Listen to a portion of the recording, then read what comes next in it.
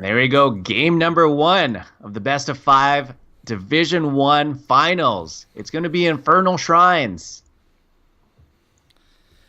And Fuego My Eggo did pick the map, so we are going to see Seraphim get first ban, first pick. So Infernal Shrines, I think, in some of your research and myself watching a few of the games before, can you tell us about some of those high priority picks that you think we're going to see today? So what's interesting is I will say I'll point out 2 things. One, I think high priority picks, you're going to see something like Zarya, Lucio, if those get through, possibly even a Nubarak from both teams.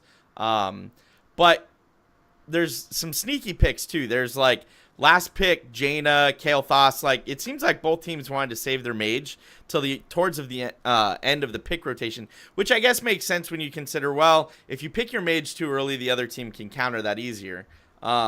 But a Falstad ban is something I don't think I've seen either team do in any of their Infernal Shrines games. Yeah, a bit of an interesting prioritization on the global. Maybe just flashing it up temporarily.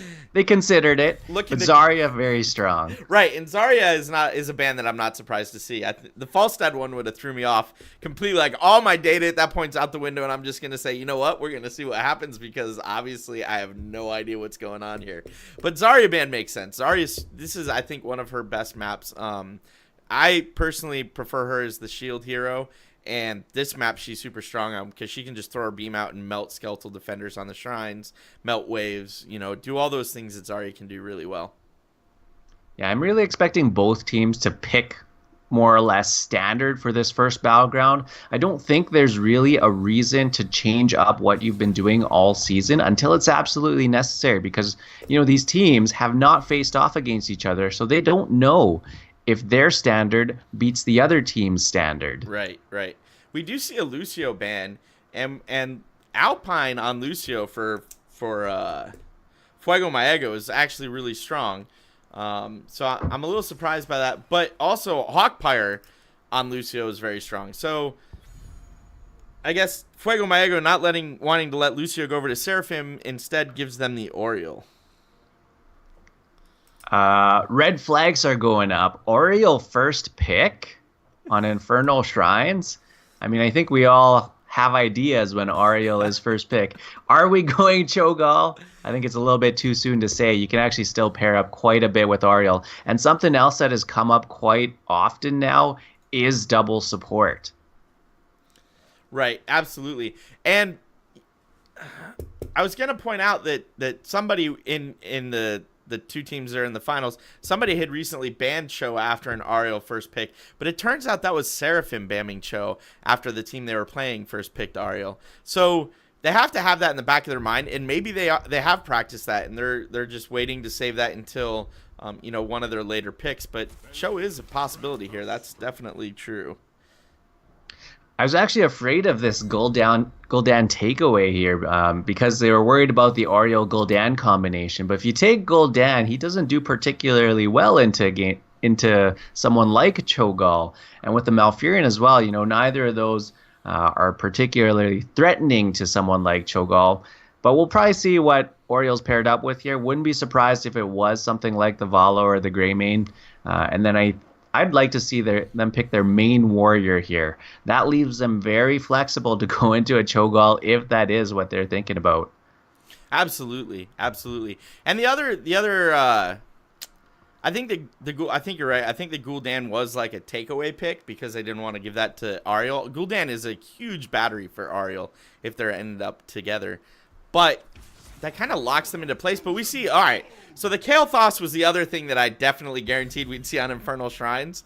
And Seraphim taking it early to guarantee that they get that pickup. But I like this Kael'thas and Uberak pick.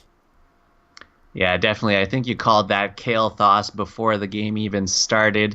So Kael'thas making an appearance on the Shrines is no longer a surprise. Kael'thas very strong in this meta, especially with multiple warriors and long sustained fights. Kael'thas actually doesn't have as many mana problems as he used to have. And he can really stick around in these fights here. Right, and Loco plays Kael'thas a lot. Out of the 5 games I have recorded for him, 3 of those were on Kael'thas. So I think this character is like second nature to him. It's his comfort pick. He's good at it, and he's going to use that to Seraphim's advantage here on Infernal Shrines.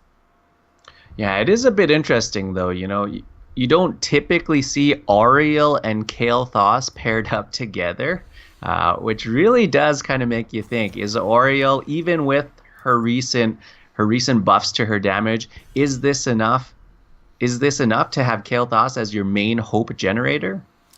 No, and you know what we might see? We might still see a Vala on that last pair of picks from Seraphim, just to act as a battery and do like a Vala running multi-shot build for the shrines, for the area of damage when they're laning, and to feed Auriel hope. So it's still possible. I don't know how strong that'll be. It really depends what Fuego my Eggo goes into here for their picks. Yeah, I could see Fuego going into either that Vala or the Greymane, depending on what they prefer, and their main warrior here. Someone like a Johanna, perhaps. Someone who can really just walk right up to them, get a little bit of presence on the shrines. Something else that we might actually see from them could be the Sonya. Yeah, that's true. That's true. And we do have Thorpe in chat right now saying Lily, Auriel, OP.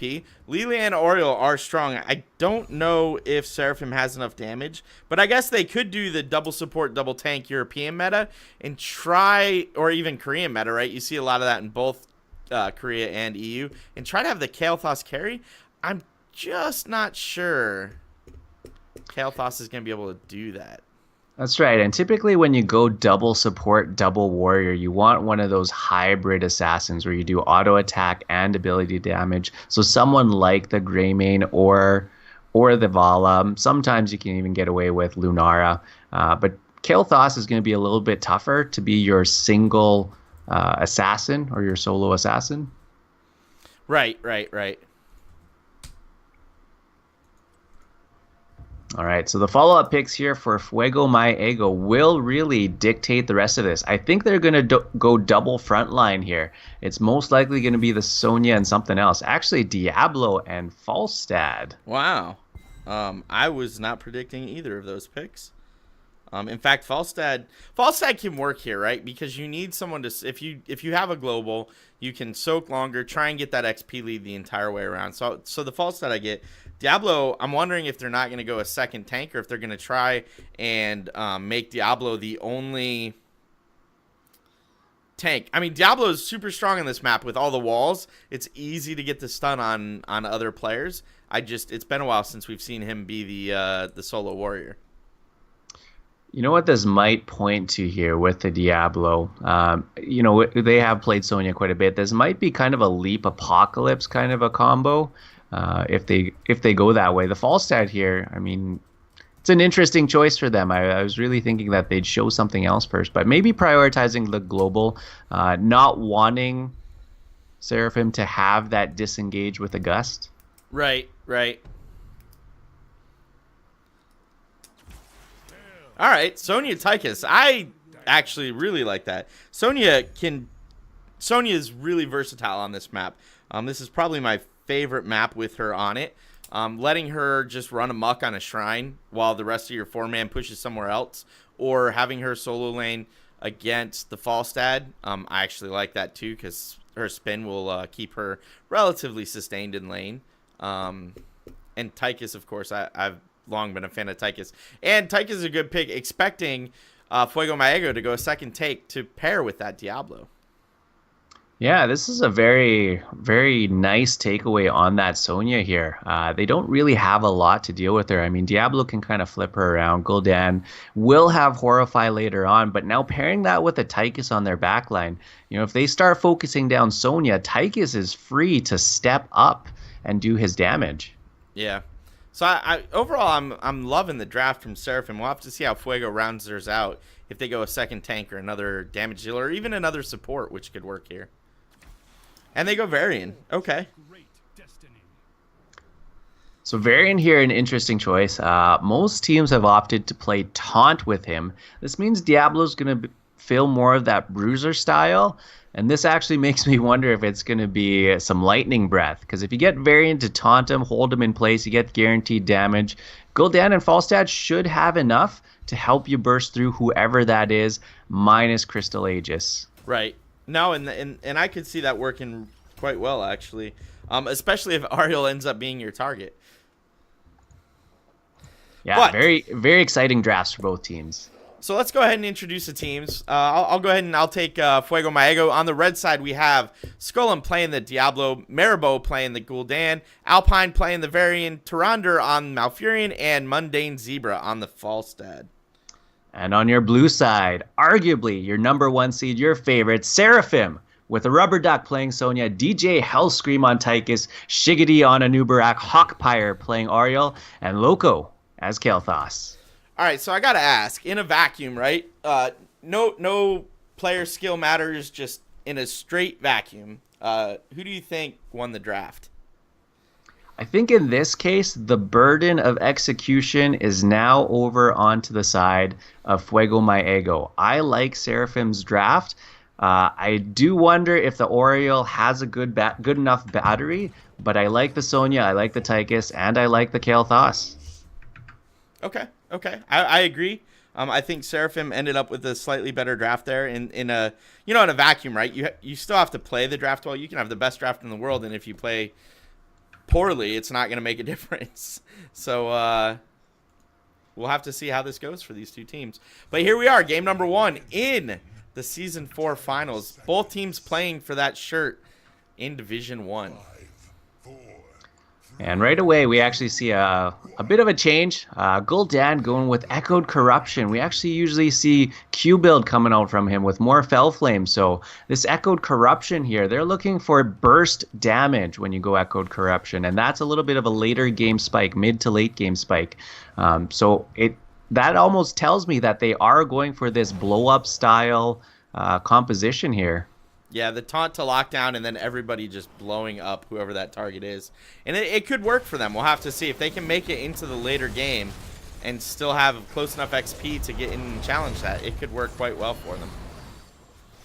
Yeah, Falstad as well going with Seasoned Marksman. Again, that pushes his damage to be a little bit later into the game as well. And so if we do see a longer and longer map, I think the team fights will slowly go in the advantage of Fuego my Eggo. No, absolutely. And we do see the typical 4-man rotation between mid lane and bottom lane with Falstad and Sonya soloing against each other top lane. Both teams executing the rotation about the same speed right now.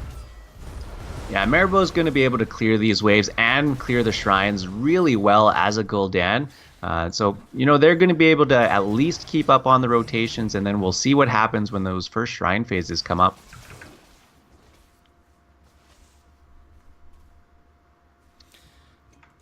Top lane, Falstad and Sonya just kind of going back and forth. Sonya taking a little more damage than Falstad, but no real advantage to be gained there.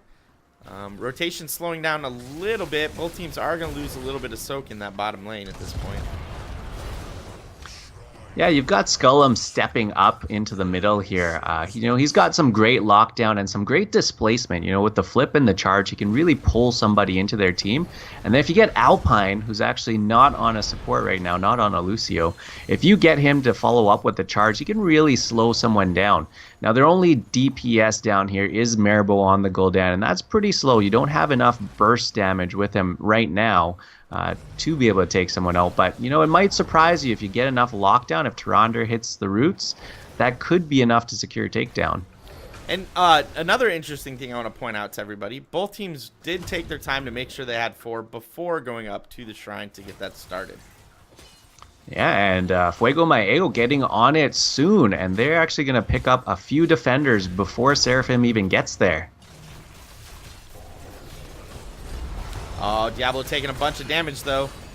He does not have many souls yet, so until he gets up around that 60 to 70 mark, it's going to be difficult for him to tank. Yeah, as soon as Seraphim got there, Rubber Duck and Shigiji just stepped right in, and that allowed DJ Hellscream to walk up and target Skullum down. Skullum took a huge amount of damage here, but now they're starting to come back on. A charge and a flip onto Rubber Duck on Sonya, spinning to try and get some health. The burrow from Shigiji. Alpine's now caught in the back here. He's going to go down, and he does. Maribel tried to get enough damage off there, but Hawk Pirate able to heal it all up. So 5-on-4 now. Looks like Seraphim may be able to take the shrine. When Diablo is sitting at about 30% health, he could be in trouble if he tries to go in and tank for his team at this point. They need to just back out and let Seraphim have this shrine. They are hanging around though, and Varian is back up with his low cooldown, and now it's 26-21. It's not out of the question that they could still steal a lot of these defenders here. Rubber Duck is pretty low, and so is Shigity. They do have a healing fountain to tap up, and they're up to 32 defenders now. So advantage still over to Seraphim, but it could go either way. It is a 5-on-5 now, so let's look to see Fuego my Eggo engage and try to hold this shrine and take it back. Ooh. Yes. Anubarak really low. Oh, but you're right. Yeah, Skullum also went deep and took a lot of damage.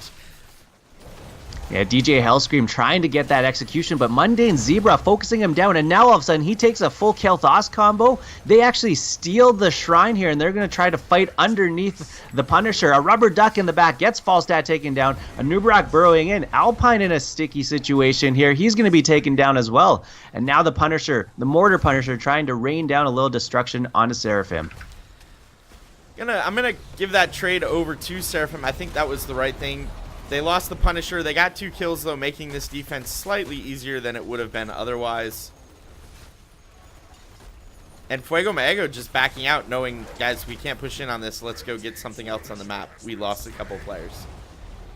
Yeah, it looks like they are still going to get the towers here, so even with that first Punisher, they get it, kind of what you'd expect. But now we move into nearly level 7s here, and game is still very even. Experience actually slightly in favor of Seraphim.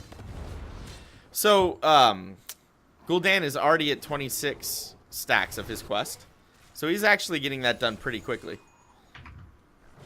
Yeah, he's going to have large amounts of damage in and around those shrines. You know, there's a lot of choke points where you can hit multiple targets with it. With a Malfurion, you actually get nice cooldown, so you get more and more of those Echoed Corruptions out. So, you know, sometimes I think that Echoed Corruption build isn't so much burst if you can get multiple Echoed Corruptions off in a team fight. You can actually use it as kind of your consistent damage. Right. Both teams picking up their Impalers. Mid lane looking to do something with them, but Fuego Mago goes ahead and clears out Seraphims and then rotates, continuing their 4-man rotation of mid-bottom.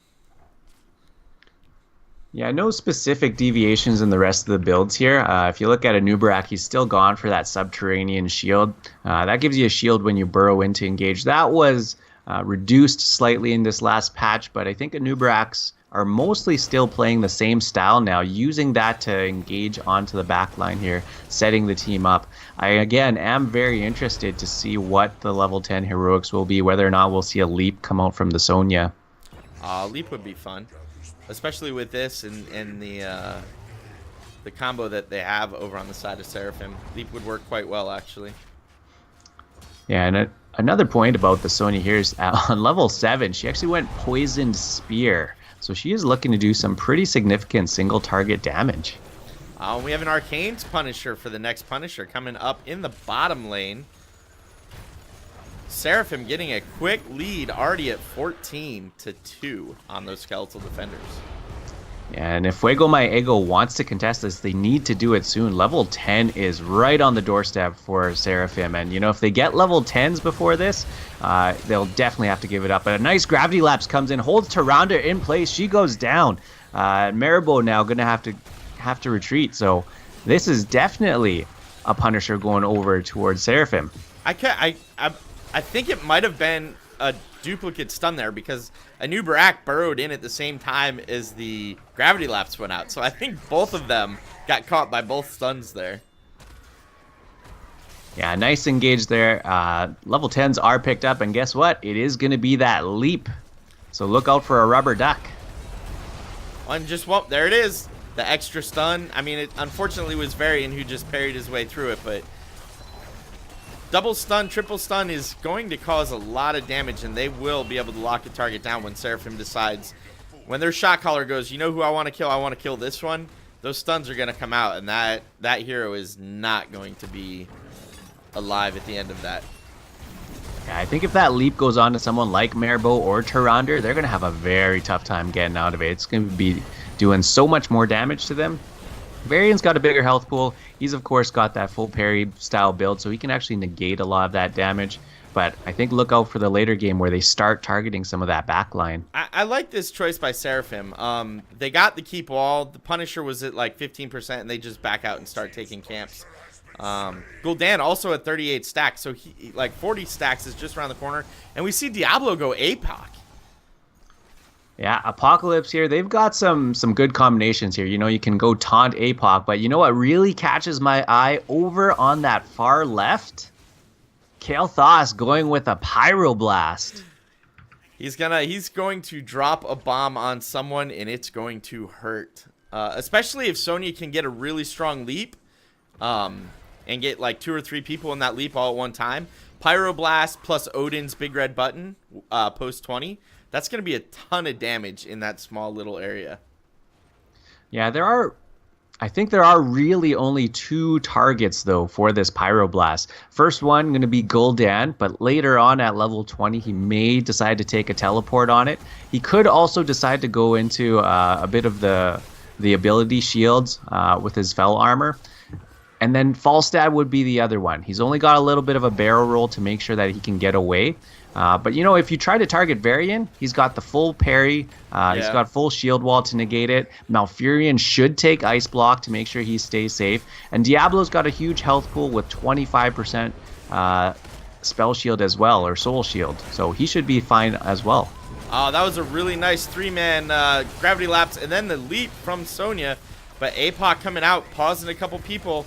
Does not matter. Fuego Eggo starts losing their heroes. And we did have somebody cocoon there. It was Malfurion, and he's going to go down as well. The Kael'thas value here, setting it up Loco with a 3-man gravity lapse into major ability damage. You see the leap coming out from Sonya into the back line to disrupt them, and then using the Aegis on her to get some extra damage as well. Sonya in trouble. She went deep to try and work on that Fort Sum Diablo flip. Taunt by Varian, and she was locked down long enough to allow Gul'dan to kill her and finish her off. Yeah, so a bit of an unfortunate trade there. You know, they had a lot of value in there, and then Sonya just hanging around too long. This actually gives Fuego My Eggo an advantage onto the shrine now. Ariel Tychus going down bottom lane, clearing this huge wave that Fuego My Eggo had working on Seraphim's front wall. Looks like a new Brax going to clear some top. So looks like Seraphim has decided not to even challenge this shrine, but just let it go. They do have a level lead, so throwing it away needlessly would be a bigger waste at this point. So I kind of like this decision. Yeah, and a nice reaction here from Fuego My Eggo, making sure the rest of their lanes are pushed out before they come back and take the final few defenders here. They could even try to push in and take down some of these towers so that they can try to follow up when they do take this. Oh, leap again. Big damage coming out, and that was a deleted Gul'dan. Mouth is going to die as well. Malfurion had the ice block up, but he wasn't able to use it. They do still end up getting the Punisher here, but again, it's going to be an unescorted Punisher. So Seraphim will be able to clean this up very neatly here, and then they're going to have a bit of map control.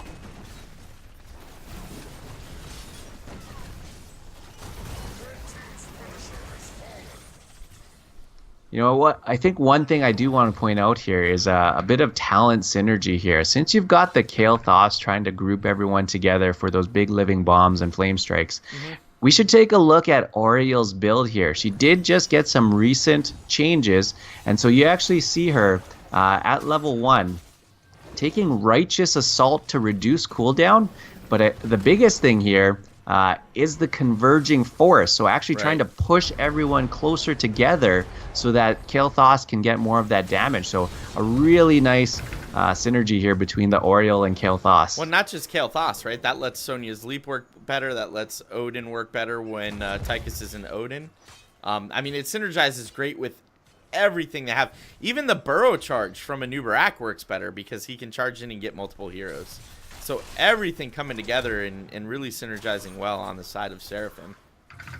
Yeah, and so far, as the support, Ariel with even the Tychus with Kael'thas, she's able to heal everyone up, keep everyone healthy, and so far that Oriole first pick is working out for them.